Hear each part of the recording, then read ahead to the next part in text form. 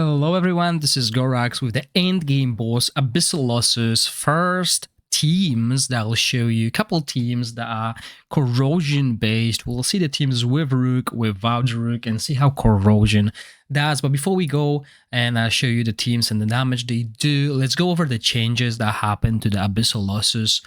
So first things first, the damage reduction still stacks, but it's only 5% rather than 50%. I was expecting this change when they say they will adjust the boss.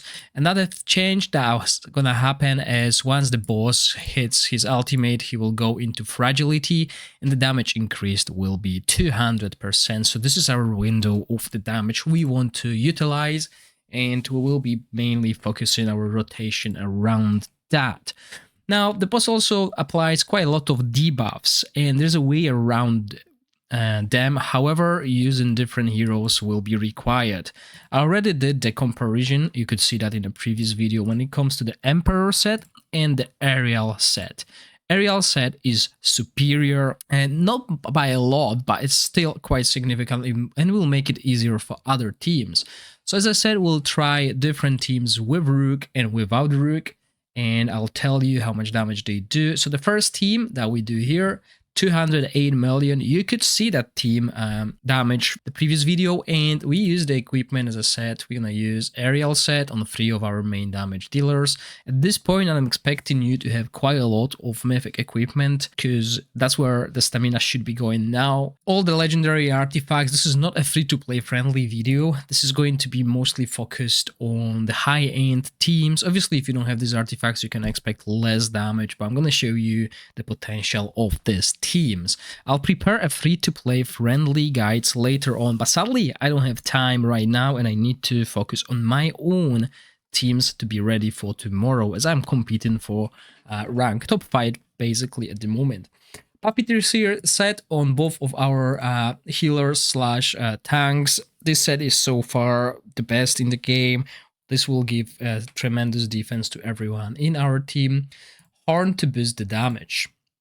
Skill timings, that's quite important. 30 seconds rotation across the board. This boss rotation is 30 seconds.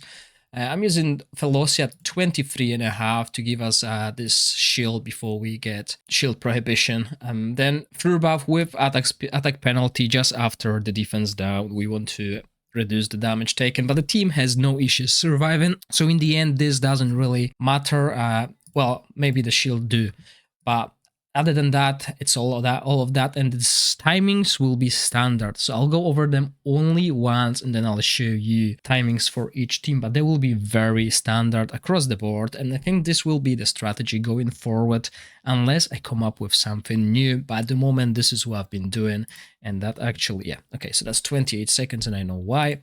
So this actually there will be a single change, which I'll mention later on. So in this team, we have Whisk with Witch's Remain, so he has to cast Witch's Remain at 13.1. At this point, we have 5% damage reduction because we dealt the damage with the skill. Dargo skill will follow shortly after that. It's a 3 seconds travel time. Will mean we will get another stack, and then we will follow with Rook's ultimate to deal the most damage. And this team is doing 208 million damage. So the next step, I thought, since Dargo's got nerfed, I'm gonna put Dargo with the Witch's Remain and build Whisk more offensively. So that's the only change. We basically moved the equipment that Whisk had to Dargo and Dargo's equipment back to Whisk. Everything else is exactly the same, but this also means we need to adjust our timing. Now Dargo has to hit boss first, and that's why we make sure Dargo hits the boss at 30 seconds, followed by Whisk at 30.1, so we are adding more corrosion. Yes, the Rook will deal damage when there's already 2, sometimes 3 stacks depending on the battle skill rotation, but it is still the best rotation. And this team is capable of doing 212 million damage, so as you can see, way more than with Whisk doing the damage. I mean, it might not sound like a way more, it's 4 million difference, but it's a 4 million difference after 200 million. That's the team. Then I also tried a different approach, so since we don't really need a tank here, because everyone's taking damage, I tried to put Ogok with the pipe organ and horn as well, okay? Both of the teams did the same amount of damage, 212 million, which in the end means that the difference, the damage done after 200 million is really hard to get an extra 1 or 2 millions. So both artifacts work really well. The equipment is the same as we had previously, and the timings are a little bit different when it comes to Ogok in a team, because this way we will avoid the energy removal by the boss. If we cast the ultimate at 17 seconds, the immortality will get removed at 18 seconds, which means we will never get a buff prohibition on our heroes. So in the end, we'll get the damage reduction and control immunity from Felocia just shortly after, and when the boss casts the ultimate, no one will lose energy. So this is how you will go forward, and keep that in mind, because this will be kind of useful strategy for you going forward with your teams later on. Now, for those of you who don't have Rook, bad news, Sacridia's team, 73 million. And that's the damage this team could do, and you can find all these teams in my spreadsheet available on the comment section, so you can see how much damage they are doing. 73 million with Sacridia. The equipment is basically the same. I moved the Rook's equipment to Sacridia. I've done the tests, and when it comes to the artifacts with crit damage or crit rate are doing really good. If we want to increase this damage going further, we could put the music box, so that will increase Sacridia's damage quite significantly. But just for the sake of comparison this time around, I wanted to show that the difference between Sacridia as a main damage dealer and Rook is colossal. And now, moving forward, we went for Sabrina. I did the same thing. I put Sabrina with the Rook equipment. If you want to boost damage, you can go for I or the music box. However, keep in mind, these artifact pure stats are amazing. Obviously, if you don't have Rook, then you don't have that artifact. But I just wanted to compare the damage output with the same equipment, and 54 million for this team.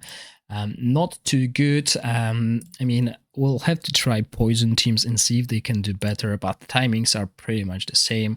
We follow the same pattern with all these heroes. So yeah, again, Rook will be definitely the best when it comes to the corrosion, as it is with most exclusive heroes. They are way better than their counterparts, maybe except for Ice Blast, where it's very, very similar, but still Baldel has an advantage. So yeah, tell me what you think about this boss, what you think about the corrosion teams, and yeah, don't forget that today I'll be streaming. We'll do more teams later around 7 PM London time. I hope you enjoyed the video. If you do, please click the like button and consider subscribing to my channel. As always, thank you for watching, stay safe, bye!